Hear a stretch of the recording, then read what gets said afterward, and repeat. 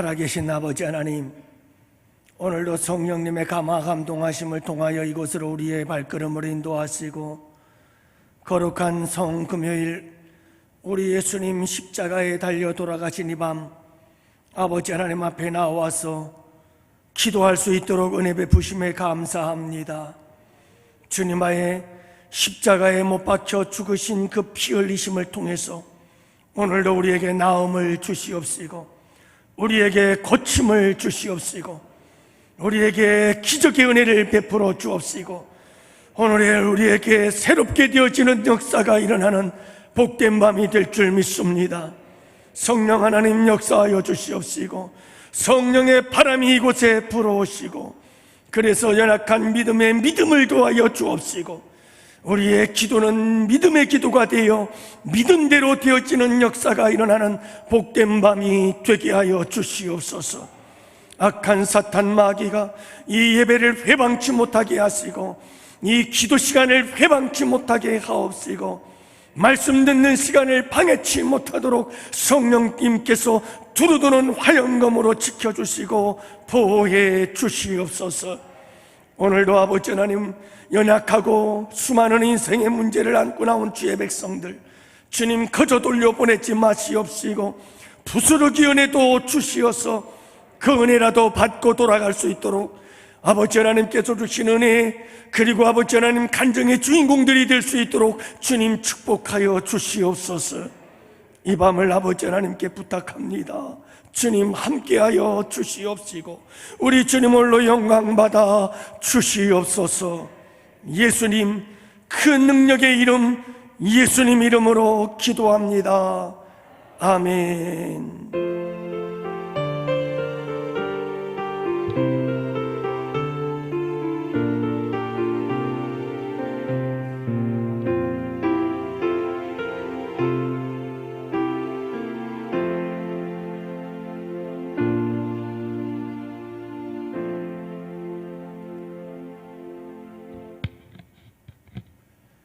우리 함께 오늘 하나님께서 우리에게 주시는 생명의 말씀을 보십니다. 누가복음 7장 24절부터 30절 말씀까지 함께 보십니다. 누가복음 7장 24절부터 30절 말씀, 우리 다 같이 함께 한 목소리로 하나님 말씀 받들어 읽겠습니다. 함께 보십니다. 요한이 보낸 자가 떠난 후에 예수께서 무리에게 요한에 대하여 말씀하시되 너희가 무엇을 보려고 광야에 나갔더냐? 바람에 흔들리는 갈대냐? 그러면 너희가 무엇을 보려고 나갔더냐? 부드러운 옷 입은 사람이냐? 보라, 화려한 옷을 입고 사치하게 지내는 자는 왕궁에 있느니라. 그러면 너희가 무엇을 보려고 나갔더냐? 선지자냐? 옳다, 내가 너희에게 이르노니 선지자보다도 훌륭한 자니라. 기록된 바 보라, 내가 내 사자를 내 앞에 보내노니 그가 내 앞에서 내 길을 준비하리라 한 것이 이 사람에 대한 말씀이라. 내가 너희에게 말하노니 여자가 낳은 자 중에 요한보다 큰 자가 없도다.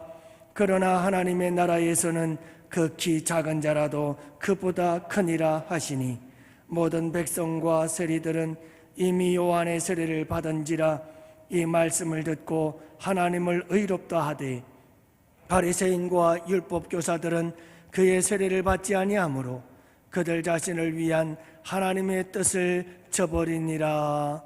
아멘. 할렐루야. 어느덧 세월은 흘러서 이제 벌써 12월 마지막 달 둘째 날을 맞이하네요. 참 세월이 빠릅니다. 오늘도 이 밤에 우리 함께 뜨겁게 기도합시다. 성령의 충만을 위해서 기도합시다. 성령의 바람 불어와서 하나님 성령의 은사가 충만하고 성령의 능력이 충만해지고 성령의 지혜가 충만해지고 그리고 예수 복음으로 충만해지고 그래서 구령의 열정으로 충만해지고 여러분 성령의 놀라우신 하나 되게 하시는 역사로 충만해지고 그래서 여러분 우리 안에 성령 안에서 오늘도 치유와 회복의 역사가 일어나는 거룩한 밤이 되기를 간절히 사모하며 부르짖을 때에 역사가 일어날 줄로 믿습니다. 이제 우리 섬김이 2023년도를 섬겨야 할 일꾼들을 임명하는 주간이 다가오고 있습니다. 이제 여러분 우리가 함께 준비하며 기도합시다. 내가 누구를 보내면 누가 나를 위하여 갈고 하시는 이 주님의 음성을 듣고 주님 내가 가겠습니다 라고 결단하는 이 밤들이 되기를 바랍니다. 그리고 각 전도회마다 총회 결과 보고서를 임원들과 함께 더불어서 올려주시기를 바라고, 오늘 강단기도 우리 셀라 찬양단 강단기도인데요, 여러분 강단기도를 위해서도 여러분 함께 기도해 주셔서 우리 셀라 찬양단이 사랑으로 하나 되고 찬양의 능력의 역사가 나타나고, 그리고 여러분 찬양을 통해서 하나님께 무한한 영광을 올려드리는 복된 찬양단 될 수 있도록 기도합시다. 병든 자들을 위해서 이 밤도 기도합시다. 우리 신건교 장로님을 위해서 기도하시고, 그리고 허리로 인해서 또 여러 가지 어려운 일을 당하고 계시는 여러분들이 계십니다. 특별히 우리 안순기 권사님이나 이영순 권사님 아직 수술을 받으셔서 교회 나와서 예배는 드리고 있지만 아직도 많이 불편하십니다. 위에서도 기도해 주시고, 그 외에도 여러분들이 잘 아십니다. 우리 구 권사님을 비롯해서 우리 심 권사님 여러분들이 늘 병을 안고 살아가고 계십니다. 하나님께서 치료하시면 고치지 못할 병이 없습니다. 우리 김원식 집사님을 비롯해서 모든 성도들 위해서 여러분 우리가 함께 기도할 때에 이 밤도 치료하는 복된 밤이 될 줄 믿습니다. 특별히 여러분 영적으로 치료받는 밤이 될 수 있기를 위해서 함께 기도했으면 좋겠습니다. 여러분 영적으로 치료받는 이런 내적인 치유가 일어나는 복된 밤이 되도록 기도합시다. 하나님께서 오늘 우리에게 말씀해 주실 것입니다. 세 가지를 말씀해 주실 텐데 그 세 가지를 붙잡고 하나님 나를 고쳐 주옵소서 함께 기도해서 내적으로 영적으로 고침받는 복된 밤이 되기를 원하고요. 여러분 오늘도 뉴스를 들어보니까 참 이 나라가 혼란스럽습니다. 경제적으로 어려운 이 시기에 또 여러분 이렇게 파업이 일어나기 시작하면서 혼란스러워지는 이 나라 이 민족을 위해서 함께 기도했으면 좋겠습니다. 하나님 정치하는 자들은 바른 정치하게 하시고, 그리고 하나님 노사가 하나 되고 영원함이 하나 되고 진보와 보수가 하나 되고, 그렇게 해서 하나님 교회를 나라를 바르게 세워갈 수 있도록 도와주시고, 모든 어려운 이 상황들을 지혜롭게 잘 극복할 수 있도록 하나님 도와주시옵소서. 여러분 이 나라 이 민족을 고쳐달라고 함께 기도하는 이 밤이 되기를 원합니다. 또한 여러분 기도할 때 우리 원로 목사님과 사모님 수요일날 들어오셨는데 위해서 건강을 위해서 기도하시고 또 앞으로의 사역을 위해서도 함께 기도하시는 여러분들이 꼭 되시기를 바라고요. 또 특별히 간절히 기도할 제목 중에 하나는 우리 경제적으로 어려운 상황 속에서 성도들의 기업을 위해서 기도했으면 좋겠습니다. 내일도 우리 새가족 중에서 박용일 성도님이라고 계시는데 주식회사 신건 공장을 크게 건설하시고 내일 이제 개업 예배를 드리게 됩니다. 우리 새가족 부원들과 함께 가서 예배를 드리고 올 텐데 여러분들 위해서 기도 많이 해주셔서 이 힘들고 어려울 때 당진에 수천 평이 되는 큰 대지 위에 이렇게 공장을 건설하게 되었습니다. 여러분들이 위에서 더욱더 힘내서 기도해 주신다면 우리 부동산 하시는 여러 성도님들과 더불어서 여러분 모든 성도들의 기업들이 어려움들을 딛고 견디고 이기고 승리하고, 그리고 다시 놀라운 번성과 발전을 이루어갈 수 있도록 우리가 함께 기도하는 복된 밤이 되기를 바랍니다. 수능을 보고 또 열심히 대학을 진학하며 진로를 준비하고 있는 우리 수능생들을 위해서 기도합시다. 오늘도 우리 카페에 봉사하러 나와가지고 우리 수능 본 두 우리 귀여운 우리 딸들이 와가지고서 그냥 그 카페에서 열심히 웃고 기뻐하고 즐거워하는 모습 보니까 얼마나 이쁜지. 오늘도 지금 예배 드리잖아요. 일어서서 찬양하자고 그러니까 막 흔들면서 찬양을 하며 고3들이 왜 이렇게 기쁜지 모르겠어요. 앞날 극장이 태산 같을 텐데 우리 고3들을 위해서도 기도해 주시고 공개적이진 않지만 수능을 본 또 다른 우리 청년들도 있습니다. 위에서 여러분들이 기도해 주시고 그 장례를 하나님께서 인도해 달라고 간절하게 기도하는 복된 밤이 되기를 원합니다. 여러분, 오늘은 여러분들과 함께 세례 요한에 대한 예수님의 평가에 대해서 함께 말씀을 나누고자 합니다.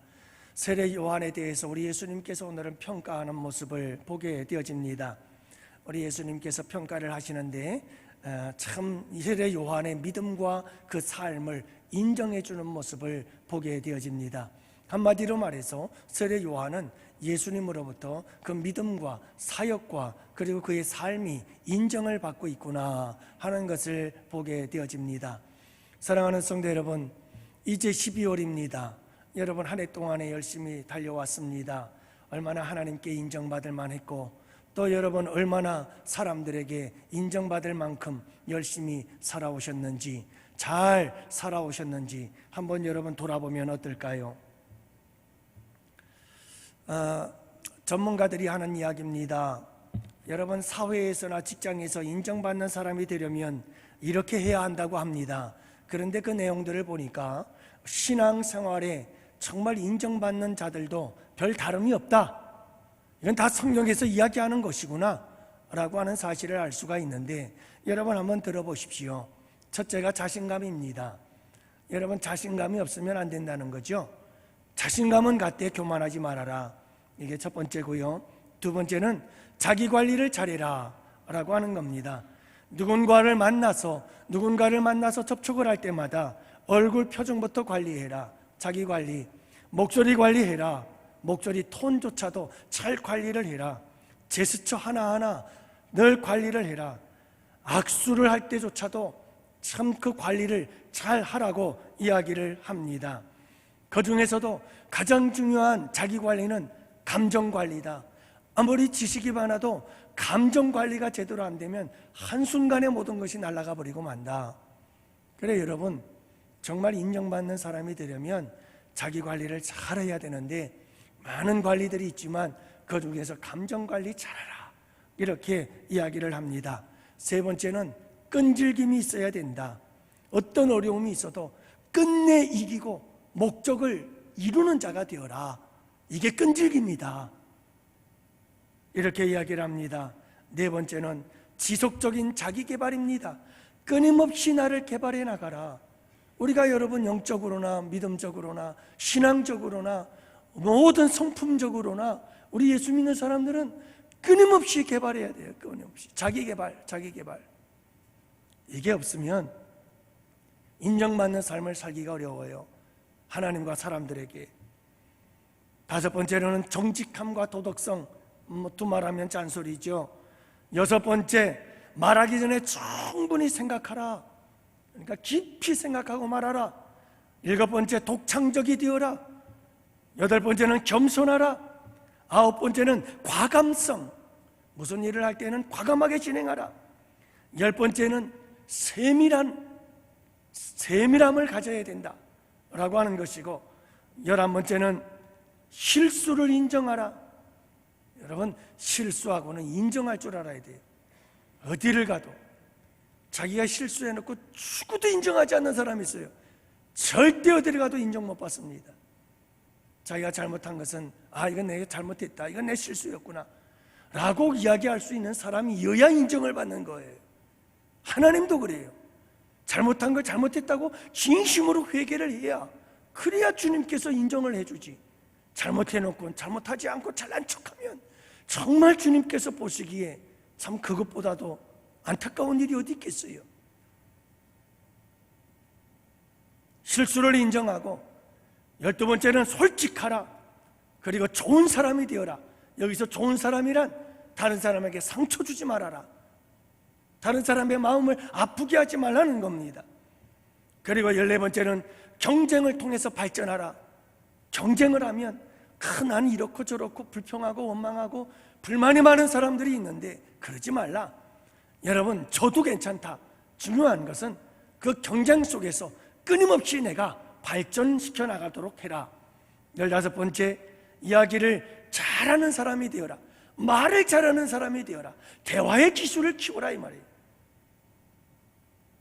여러분, 늘 하는 사람들이 그런 말을 하는 사람들이 있어요. 저에게도 가까이 있는 사람이 그런 말을 자주 해요. 나는 잘 말을 못해. 나는 말주변이 없어서. 나는 말 못해. 여러분, 말을 잘 못하는 것과 내가 말하는 기술을 잘 대화를 배워서 잘 대화를 할 수 있도록 내가 만들어가는 것과 달라요. 나는 말주변이 없어 라고 핑계대지 마시고 끊임없이 내가 다른 사람들과 대화하는 법을 배워가세요.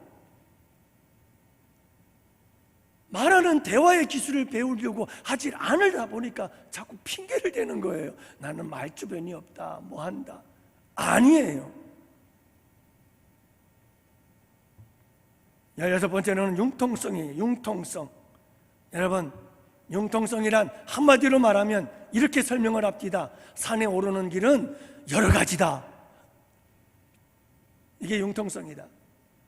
여러분, 목적한 바의 길을 하나를 산꼭대기를 올라가는데 내가 가는 길만 있나요? 제가 여러분 우리 성도들과 함께 장례식장을 가거나 결혼식장을 가거나 어디 멀리 갈 때가 있어요. 그러면 운전하는 사람이 가지요. 근데 여러분, 꼭 내가 가려고 하는 길만 가면 안 돼요. 내가 갔던 길만 가는 길이 아니에요. 네비가 가르치는 길도 가는 길이 있어요. 이 사람이 가본 길이 또 따로 있어요. 물론 그 중에서도 가장 좋은 길이 있겠지만 우리는 알 수가 없어요.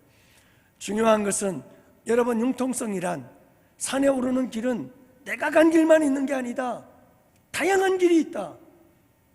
그것이 융통성이에요. 여러분, 이렇게 다양한 이야기들을 나누었습니다마는 우리가 이 세상을 살아가면서 사회생활을 하면서 또 신앙생활을 하면서 인정받는 자들이 되려면 이런 모습들이 필요하다라고 하는 이야기입니다. 오늘 말씀을 통해서 우리 주님께로부터 인정받은 세례 요한처럼 인정받는 우리 양원의 성도들 꼭 되시기를 축복합니다. 여러분, 올 한 해를 돌아보면서 내가 정말 인정받을 만한 이런 부분에 대해서 우리 주님께 인정받을 만했는가 돌아보시기를 바랍니다. 그리고 내년에는 똑같은 실수를 하지 않기를 원합니다. 그래서 12월은 결산의 달이며 준비의 달입니다. 우리가 잘 마무리하고 돌아보면서 마무리하고 그리며 새해를 바라보면서 여러분, 우리가 준비하고 계획하고 설계하는 자들이 되어야 합니다. 이게 12월이잖아요. 예수님께서 세례 요한에 대해서 참 오늘 3가지 질문을 통해서 3가지 답변을 말씀하시면서 세례 요한이 참 잘했다라고 하는 것을 우리에게 가르쳐주고 있습니다. 우리 지난주에 함께 말씀을 나눴잖아요. 질문이 얼마나 중요하냐.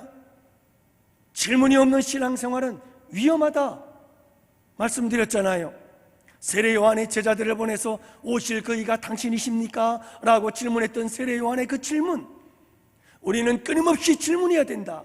우리의 믿음 생활, 우리의 신앙 생활 끊임없이 질문해야 되고, 우리의 삶의 여러 가지 크고 작은 문제들 우리 주님께 끊임없이 질문해야 되고, 우리의 삶 속에 일어나는 사고와 사건들, 우리의 삶의 여러 가지 환경들, 왜 이런 일들이 일어났는지, 왜 이런 상황이 되어졌는지 끊임없이 주님께 물어야 된다. 질문 없는 신앙생활보다 위험한 게 없다. 아니나 다를까요? 오늘은 우리 예수님이 질문하시네요. 여러분, 세례 요한은 이런 사람이었습니다, 훌륭한 사람이었습니다 라고 예수님께서 말씀하시는데 무슨 방법으로 우리에게 설명을 해주고 있느냐, 무리들에게 어떻게 설명하고 있느냐? 질문과 답변이에요. 우리 예수님께서 질문하시고 그 질문에 대해서 답변하시고, 그렇게 3번을 질문하시고 3번을 답변하시면서 우리 예수님께서 세례 요한이 어떤 사람이었는지 말씀해주고 있는 거예요. 설교에서도 질문이 얼마나 중요한지 몰라요. 여러분, 이런 사실을 아시나요? 하고 자꾸 질문을 던졌더니 어떤 분이 그런 얘기를 해요. 왜 자꾸 질문을 하는 거예요? 질문하는 게 대답하기가 힘들었던가 봐요. 근데 여러분, 질문은 설교에서 아주 중요한 방법 중에 하나예요. 우리 예수님도 가르칠 때, 설교할 때 물으셔요.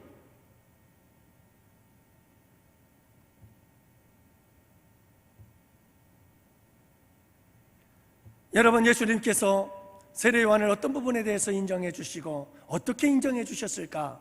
오늘 세 가지 말씀을 보면 요한은 바람에 흘리는 갈대가 아니다 라고 하는 것이 첫 번째였습니다. 그래서 24절 말씀에 보면 예수님은 이렇게 질문하지요. 너희가 무엇을 보려고 광야에 나갔더냐? 왜냐하면 광야의 사람 세례 요한을 가리키고 있는 거지요. 너희가 바람에 흔들리는 갈대를 보려고 나갔더냐? 이렇게 묻고 있습니다. 이 말은 무엇일까요? 광야에서 외치는 소리, 이 광야의 사람 세례 요한, 너희들이 광야에 나간 것은 세례 요한을 보려고 갔던 것이 아니냐? 너희들 갈대를 보려고 나갔더냐? 그거 아니지 않느냐? 세례 요한을 보러 갔던 것 아니냐? 이 말이에요. 다시 말하면 세례 요한은 바람에 흔들리는 갈대와 같은 존재가 아니었더라는 거예요. 이 말씀을 역설적으로 표현하고 있는 것이 오늘 24절의 말씀인 것입니다. 사랑하는 성도 여러분, 그렇습니다. 세례 요한은 그의 삶에 있어서, 그의 사명에 있어서, 그의 믿음에 있어서 예수님이 보시기에 그는 바람에 흔들리는 갈대와 같지 않았다, 이 말이에요. 그는 사명을 감당함에 있어서, 그의 삶에 있어서, 그의 믿음에 있어서 그는 견고했다, 이 말이에요. 흔들림이 없었다, 이 말이에요. 반석과 같았다, 이 말이죠. 여러분, 세례 요한은요, 불의를 보면 참지를 못하는 사람이었어요. 그래서 헤롯이 자기의 동생의 아내를 빼앗아 버렸어요. 이와 같은 악행을 보고 세례 요한은 견딜 수가 없었어요. 그래서 죽을 줄 알면서도 그 잔악한 헤롯 왕에게 당신 그런 악을 행하면 안 됩니다 라고 꾸짖고 책망했다가 감옥에 들어가죠. 그만큼 세례 요한은 지주가 있는 사람이었습니다. 또 사람들이 내가 오실 메시아냐? 내가 오실 메시아냐? 수많은 사람들이 세례 요한을 따르면서 이 세례 요한이 메시아가 아니겠는가? 라고 하는 생각을 가지고 그의 인기가 절정에 이르고 있을 때 그는 분명하게 말한 사람입니다. 아니라 나는 그의 흰뜰매를 매기도 감당치 못할 자다. 그리스도는 내 뒤에 오시는 분, 그분이 진짜 메시아다. 분명하게 말할 줄 아는 사람이었어요. 흔들림이 없는 사람, 어디를 봐도 흔들림이 없는 사람. 여러분, 사람의 인기에 연연하지를 않았다니까요. 사람들이 갈채를 보낼 때는 막 열심히 하고, 사람들이 보지도 않는 곳에서는 안 하고, 사람들이 안 알아주면 약해지고 낙심하고 절망하고. 여러분, 절대로 요한은 그런 사람이 아니었습니다. 다른 사람들이 알아주든 안 알아주든 그는 흔들림이 없이 내 사명의 길을 묵묵히 걸어갈 수 있었던 사람.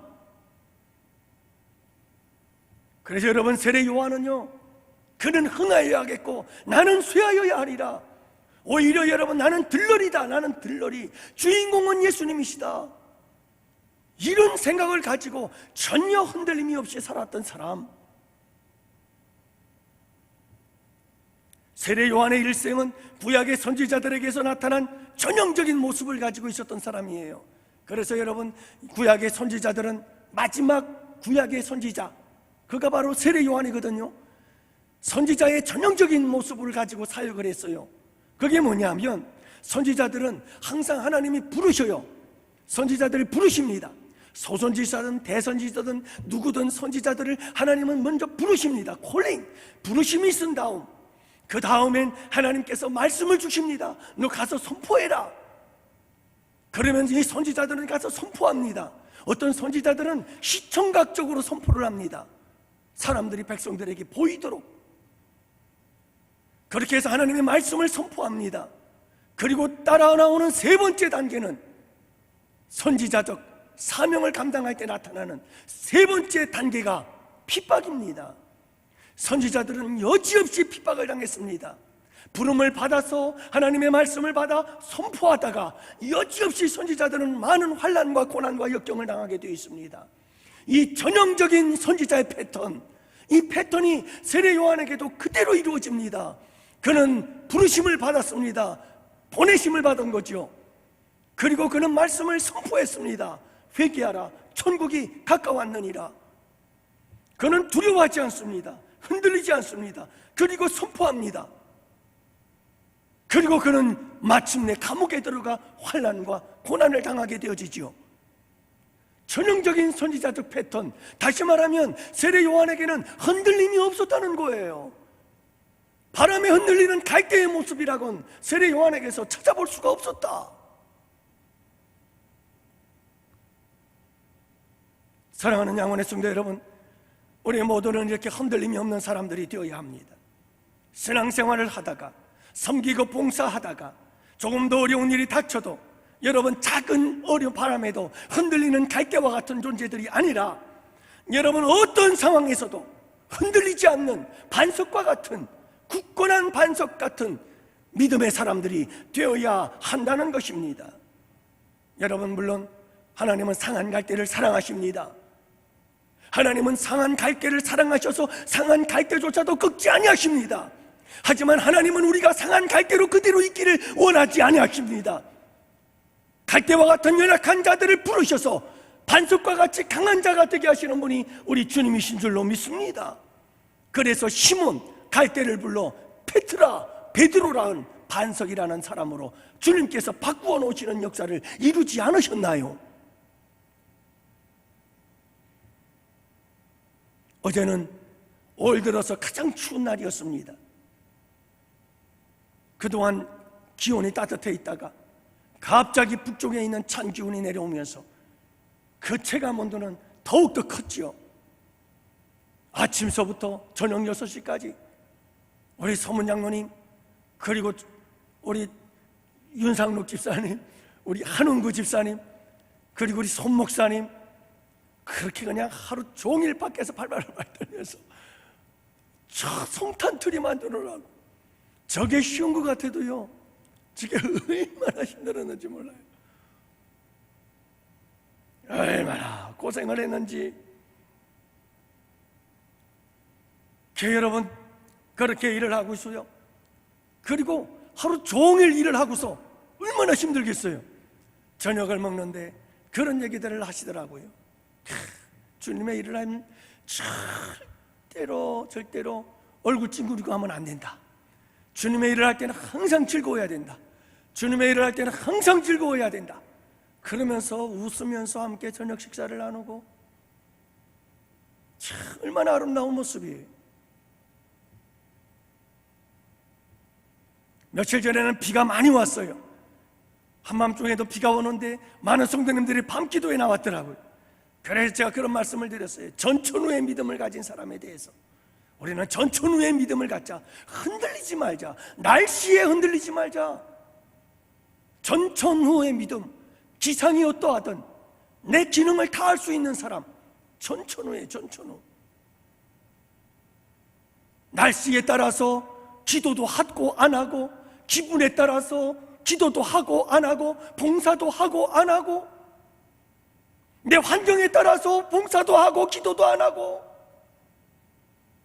모든 게 여러분 상황에 따라서, 환경에 따라서, 기분에 따라서, 건강의 내 몸의 컨디션에 따라서 그냥 수시로 변하는 게 아니라 어떤 상황이 되어도 흔들림이 없는 사람, 아무리 비바람이 몰아쳐도 여전히 있어야 할 자리에 있는 사람, 세례 요한이 그런 사람이었다는 거예요. 사랑하는 양원의 성도 여러분, 올 한 해를 돌아보면서 나는 과연 올 한 해 동안에 갈대와 같은 존재로 살았나? 아니면 내가 반석 같은 삶을 살았나? 한번 돌아보시고, 그리고 여러분 올 한 해를 잘 마무리하고 내년에는 하나님, 내가 굳건한 반석과 같이, 뿌리 깊은 나무와 같이 흔들림이 없고 요동하지 아니하는 굳건한 믿음의 사람으로 살아갈 수 있도록 도와주시옵소서. 내 이 연약함을, 갈대와 같은 내 연약함을 주님 치유하시고 고쳐주시옵소서. 여러분, 우리의 영혼이 치료받고 거침받는 복된 밤이 되기를 축복합니다. 두 번째 보면 세례 요한에 대해서 우리 예수님께서 질문하는 질문이 있습니다. 25절입니다. 그러면 너희가 무엇을 보려고 나갔더냐? 부드러운 옷을 입은 사람이냐? 보라, 화려한 옷을 입고 사치하게 지내는 자는 왕궁에 있느니라. 여러분, 세례 요한은 부귀와 영화를 초월한 사람이었어요. 부귀와 영화를 초월한 사람이었어요. 화려함과 사치와 부귀와 영화, 많은 물질을, 여러분, 이 탐욕과 욕심을 다 극복하고 초월하셨던 사람, 그분이 세례 요한이라는 말이에요. 세례 요한은 약대 토롯을 입고 살았고요, 세례 요한은 메뚜기와 석청을 먹으며 살았어요. 저 왕궁에 있는 사람들처럼 부귀와 영화를 누리지 않았다는 거예요. 모든 부귀와 영화를 내려놓고 광야에서 약대 토롯을 입고 메뚜기와 석청을 먹으며 그렇게 사명자의 길을 묵묵히 걸어갔던 사람이 세례 요한이다 라고 주님이 말씀하고 있는 겁니다. 여러분, 탐심은 우상숭배니라. 탐심은 우상숭배예요. 왠지 아세요? 하나님보다 더 돈을 사랑하고 하나님보다 더 물질을 사랑하니까 그게 우상인 거예요. 그래서 탐심은 우상숭배인 거예요. 한번 여러분이 탐심이라는 것이 우리 안에 들어와서 나를 지배하기 시작하면 자도 깨도 꿈에도 돈밖에 없어요. 물질밖에 안 보여요. 바로 물질의 노예가 되어버린 거예요. 탐욕의 노예가 되어버리고 만 거예요. 주님은 물질을 다스리라고 주셨는데 그 물질이 나를 지배하고 말한 거예요. 내가 노예가 되어버리고 만 거죠. 사랑하는 양원의 성도 여러분, 세례 요한처럼 모든 물질에 대한 탐심을 벗어버리고 물질에 대한 모든 욕망을 극복하고 자유하게 되어지는 양원의 성도들이 될 수 있기를 바랍니다. 제가 이제 12월이 됐어요. 그래서 우리 장로님들 그리고 우리 교역자들 그리고 우리 안수 집사님들과 우리 심우 권사님들 한 해 동안의 헌금 생활에 대해서 제가 다 살펴볼 겁니다. 여러분, 중직자들은 중직자다운 모습을 보여줘야 돼요. 믿음과 신앙이 분명해야 되는 거예요. 그 물질 얼마 때문에 흔들리는 그런 믿음과 신앙은 우리의 중직의 부끄러운 모습이에요. 욕심을 버려야 돼요. 오히려 주님을 위해서 더 드리지 못하고 주님을 위해서 더 많이 사용하지 못함을 안타까워하며 주님 앞에 눈물로 기도할 수 있는 사람이 되어야 돼요. 여러분, 중직자들이 먼저 앞장서서 헌금의 본을 보이지 않는다면, 그래서 나는 물질의 자유한 모습들을 보여주지 못한다면, 여러분, 우리가 어떻게 성도들에게 신앙의 본이 될 수 있겠어요? 여러분, 물질이 소중해요. 하지만 물질의 노예가 되면 안 되는 거예요. 물질은 우리가 다스려야 돼요. 물질에 끌려다니면 안 되는 거예요.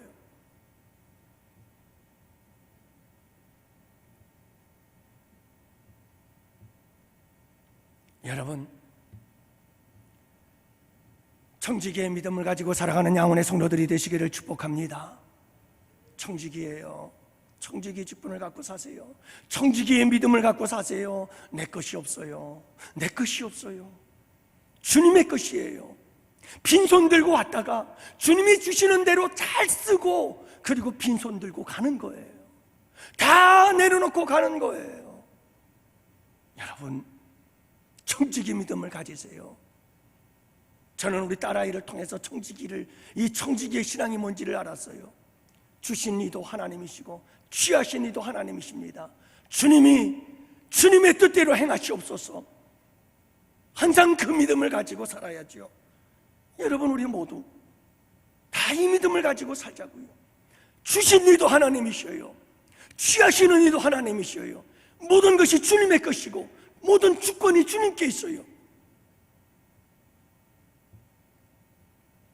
사랑하는 양원의 성도 여러분, 우리가 천국에 들어갈 때 우리 주님께서 너 돈 얼마나 많이 벌었느냐, 장하다, 잘했다 하고, 여러분, 우리 주님은 그 관심 없어요.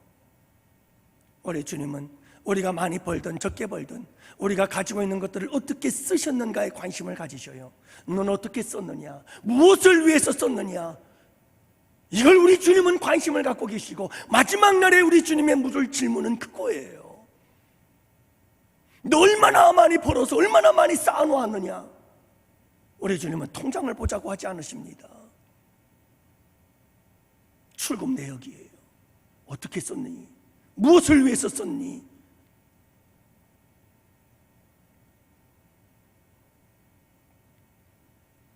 저와 제 아내가 결혼할 때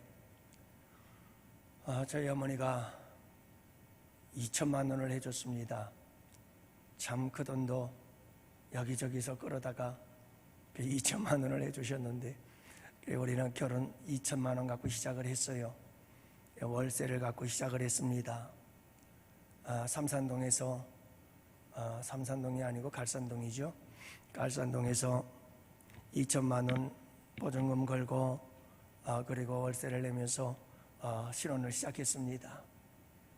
그러다가 그 부계동에 있는 아파트, 저층 아파트, 5층짜리 아파트, 대동 아파트라고 있어요.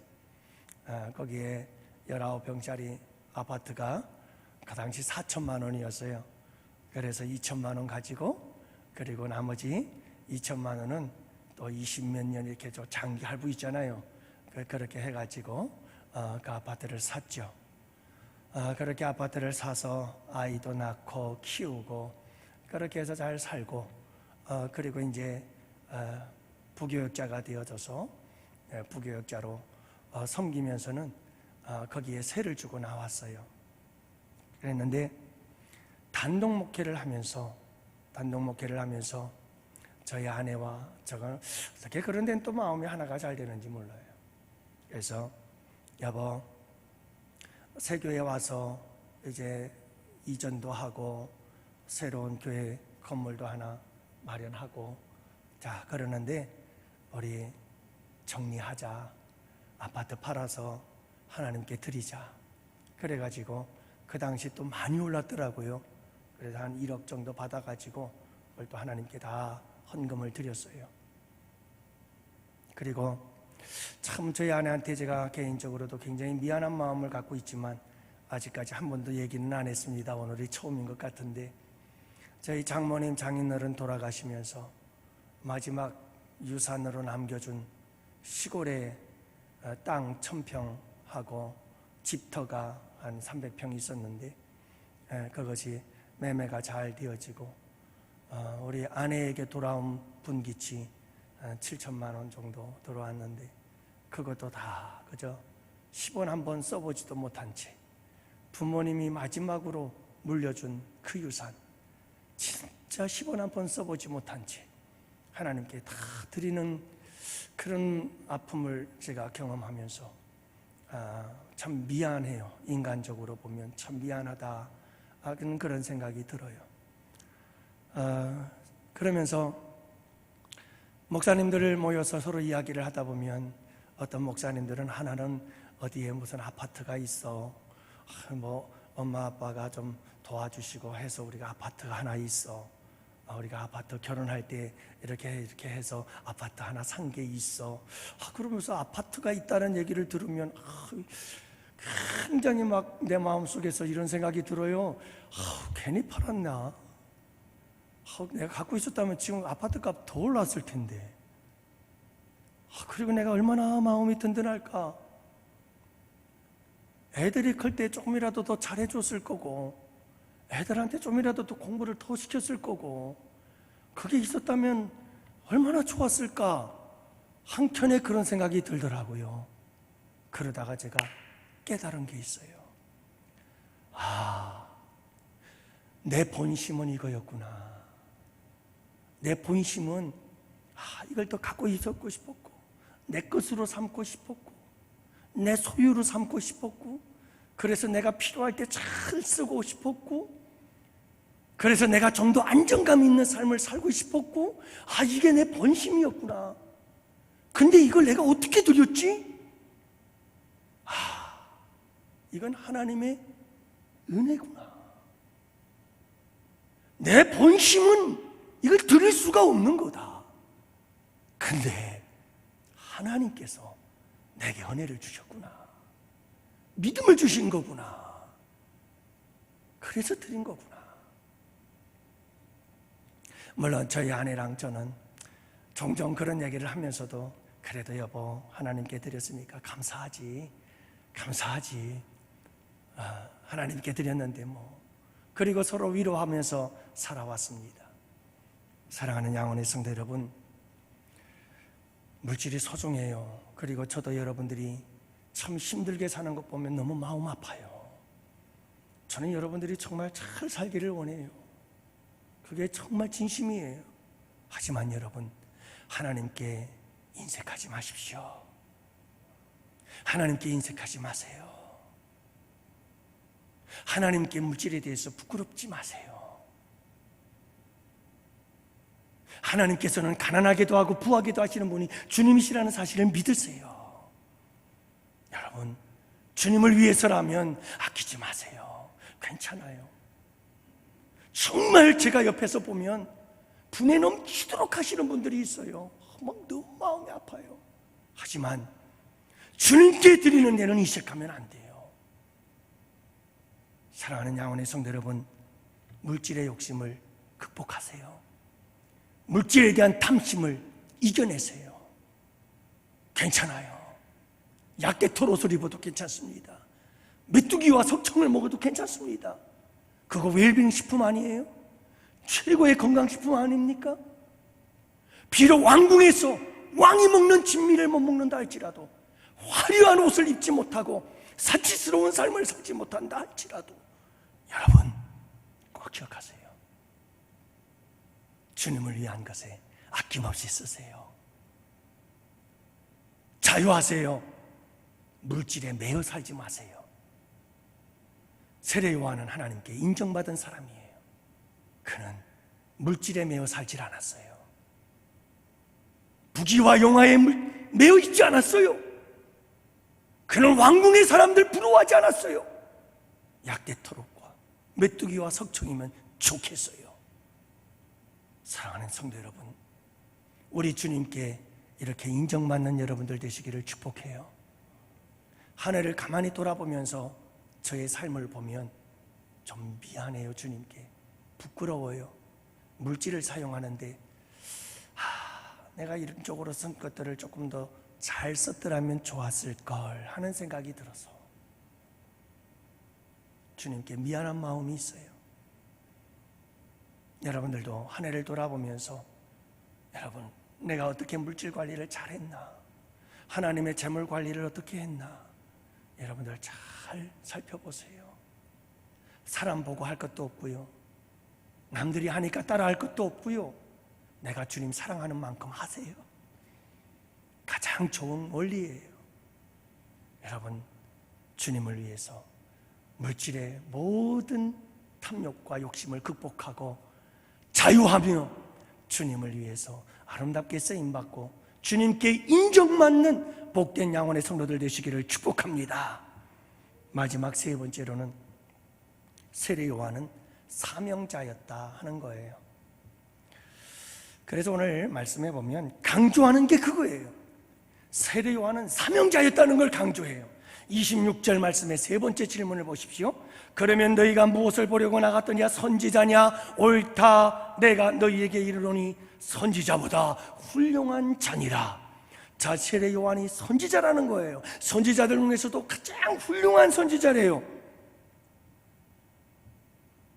두 번째, 여러분 27절 말씀은 이사야 40장 3절 말씀을 인용하고 있는 말씀이거든요. 27절, 보라 내가 내 사자를 네 앞에 보내노니 그가 네 앞에서 네 길을 준비하리라. 그러니까 여러분, 세례 요한을 가리켜서 그는 내 사자다 이렇게 말씀하고 계셔요. 세례 요한은 하나님의 사자였던 거예요. 주의 길을 준비하고 주님의 길을 평탄하게 하기 위해서 하나님이 보내신 주의 사자, 그게 바로 세례 요한이었어요. 여자가 낳은 자 중에 가장 큰 자라. 28절, 내가 너희에게 말하노니 여자가 낳은 자 중에 요한보다 큰 자가 없도다. 여러분, 여자가 낳은 자들 중에 최고로 큰 자라는 거예요. 세례 요한은 대단한 사람이라는 거죠. 그런데 이와 같은 모든 명칭 하나하나를 보면 그 명칭 하나하나 속에 세례 요한이 사명자다라고 하는 것이 담겨져 있어요. 세례 요한은 그냥 온 게 아니에요. 왜 그 위대한 선지자로 왔느냐? 왜 여자 중에 낳은 아들 중에 가장 큰 자로 왔느냐? 왜 주의 사자로 왔느냐? 이유는 하나예요. 사명이에요. 예수님의 길을 준비하기 위해서 온, 사명을 위해서 온 자다, 이 말이에요. 그런데 이상한 말씀하시죠? 그러나 하나님 나라에서는 극히 작은 자라도 그보다 크니라. 이 말이 무슨 말이냐 하면, 여러분, 세례 요한은 아무리 큰 자라 할지라도 세례 요한은 구약의 사람이다, 이 말이에요. 예수 그리스도의 오심을 준비하는 일로서 그의 사역이 끝났어요. 예수 그리스도 복음 안에서 예수 그리스도를 통해서 구원받고 하나님 백성 된 자들은 아무리 작은 자라도 구약에서 가장 큰 자보다 낫다, 이 말이에요. 그래서 세례 요한보다 우리가 더 나은 자들인, 참 그렇게 놀라운 은혜가 우리 가운데 있는 거예요. 어쨌든 간에 중요한 것은 세례 요한은 사명자로 왔다 하는 겁니다. 세례 요한은 사명을 위해서 태어났어요. 사명을 위해서 부름받았어요. 그리고 여러분, 약대 토롯을 입고 메뚜기와 석청을 먹고 살았어요. 삶이 사명자였어요. 사명을 위해서 외쳤어요. 그는 항상 사명을 향해서 외쳤어요. 나는 그리스도가 아니라 내 뒤에 오는 이가 그리스도다. 그는 흥하여야 하고 나는 쇠하여야 한다. 헤롯 왕의 악함을 보며 회개하라. 천국이 가까웠느니라. 외쳤어요. 사명을 외친 거예요. 그는 항상 사명으로 살고 사명으로 죽었던 사람. 감옥에 갇혀 결국은 죽게 되지요. 사랑하는 양원의 성도 여러분, 지난 한 주 동안, 한 해 동안에 우리가 살아온 삶을 한번 돌아봅시다. 어떻게 살아왔나요? 사명에 충성했나요? 여러분, 사명이라고 하면 사명은 꼭 교회 안에서 주어진 게 우리의 사명이 아니고, 그게 가장 중요하고 우선된 사명이지만 그와 똑같이 가정에서 우리에게 주어진 일도 사명이에요. 남편, 사명이에요. 아내, 사명이에요. 부모, 사명이에요. 자녀, 사명이라니까요. 사회에서 여러분, 직장, 사명이에요. 우리의 모든 삶이 사명이에요. 우리가 죄를 짓지 않는 한 우리의 모든 삶은 다 사명이에요. 한 해를 돌아보면서 여러분, 나는 얼마나 이 사명에 충성했나? 언제 주님 다시 오실런지 아는 이가 없으니 등 밝히고 너는 깨어 있어 주를 반겨 맞아라. 주 오늘에 다시 오신다면 부끄러움 없을까? 잘하였다 주님 칭찬하며 우리 맞아 주실까? 정말 그럴까요? 사랑하는 성도 여러분, 올 한 해를 잘 돌아보면서 우리가 정말 잘 섬겼나? 한번 생각해 보십시다. 정말 충성을 다했나? 정말 사명자답게 살았나? 오직 내 생각만 하며 살진 않았나? 이 사명의 소중함과 귀중함을 깨닫고 이 사명이 얼마나 소중하고 중요한데, 내가 이 사명을 잘못 감당하면 우리 양원교회가 흔들릴 수 있는데, 여러분, 이런 사명감을 갖고 사셨나요?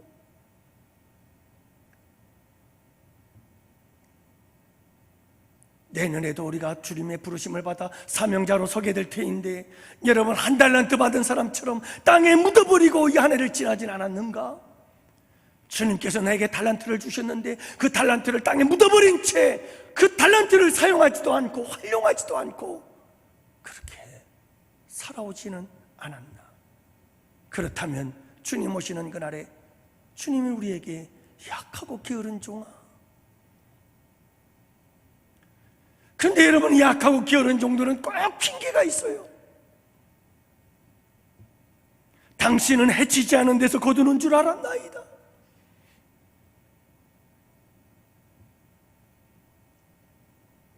양원의 성도 여러분, 사명자에게는 핑계가 없습니다.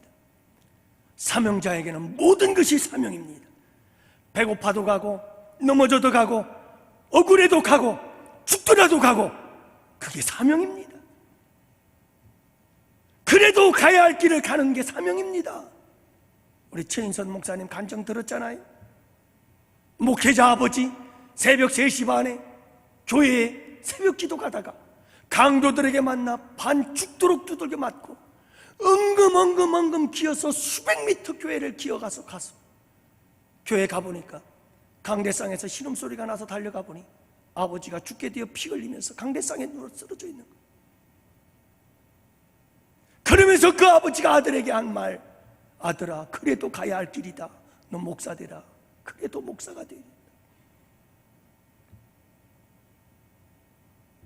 6개월 만에 여러분 함께 자전거를 타던 약사 집사님, 교사 집사님, 남자 집사님이 그 자리에서 즉사하는 모습을 보고 16개월 된 딸아이가 다른 성도들 딸아이가 죽어지고 목사들이 좋아하던 어린아이가 여러분 백혈병에 걸려서 6개월 동안에 죽는 이 3가지 사건들이 한꺼번에 일어나서 더 이상 목회의 길을 갈 수 없음에도 불구하고 그래도 가야 할 길이다, 내가 갈 길이다.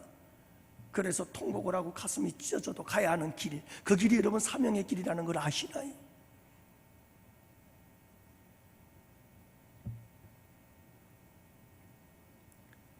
(30대의) 남편을 잃어버리고 2 아들의 어머니가 된 한 분, 그런 얘기를 합디다. 이 어머니가요 57년 동안은 미용실을 하고 있어요. 미용실을 하다가 수도 없이 많이 실패했습니다. 한때는 여러분 이 미용실에 만든 딱지들이 붙어가지고 절망적이고 죽고 싶은 마음들이 끊임없이 생겨날 수 있던 그 숱한 세월을 이겨낼 수 있었던 힘, 사명이 2 아들에 대한 사명감 때문에 어떻게 하든 이 2 아들은 지켜내야 되고 어떻게 하든 이 2 아들은 살려내야 된다. 그 사명감이 그를 57년 동안 미용실을 하게 만들었어요. 그가 그렇게 말합니다. 인터뷰를 할 때 그 여인이, 그 고령의 할머니가 여자는 약하지만 어머니는 강하다고 하잖아요. 여러분, 여자와 어머니의 차이가 무엇인지 아시나요? 여자는 평범합니다. 어머니는 평범하지 않습니다. 어머니는 사명자입니다. 여자와 어머니의 차이는 사명의 차이입니다. 평범한 여자는 사명이 없습니다. 그래서 약한 여인입니다. 그러나 어머니는 사명이 있습니다. 자식을 먹여 살려야 하니까. 사명이 있으면 강한 겁니다. 약한 것은 사명을 잃어버렸기 때문입니다. 사랑하는 양원의 성도 여러분, 우리 다 같이 함께 이 밤도 이 3가지를 놓고 기도합시다. 하나님, 고쳐 주옵소서. 내 병든요, 고쳐 주옵소서. 3가지가 병들었네요. 하나님, 너무 나는 자주 흔들립니다. 내 믿음과 신앙이 흔들립니다. 사명이 흔들립니다. 하나님, 굳건한 반석과 같게 해 주옵소서. 하나님, 나에겐 탐욕이 많습니다. 탐욕의 노예가 되지 않도록 나를 도와주십시오. 성령을 부어 주시옵소서. 내가 이 세상의 모든 물질들을 내가 다스리고 지배하고 여러분 내가 그것을 통치할지언정 내가 그 재물과 물질의 탐욕의 노예가 되어 끌려다니지 않도록 주님 도와주십시오. 하나님, 나로 하여금 사명자로서 주님 앞에 인정받을 만한 사람이 되게 해주세요. 세례요한처럼 인정받는 자로 올 한 해는 부끄럽지만 내년에는 승리할 수 있도록 도와주시고, 주님, 올 한 해 잘 마무리하겠습니다. 여러분, 이 밤에 우리의 육체의 질병을 위해서도, 또 영적인 이와 같은 우리의 질병들을 말씀을 통해서 깨달았다면 하나님, 우리의 영혼을 고쳐 주옵소서. 함께 기도합시다.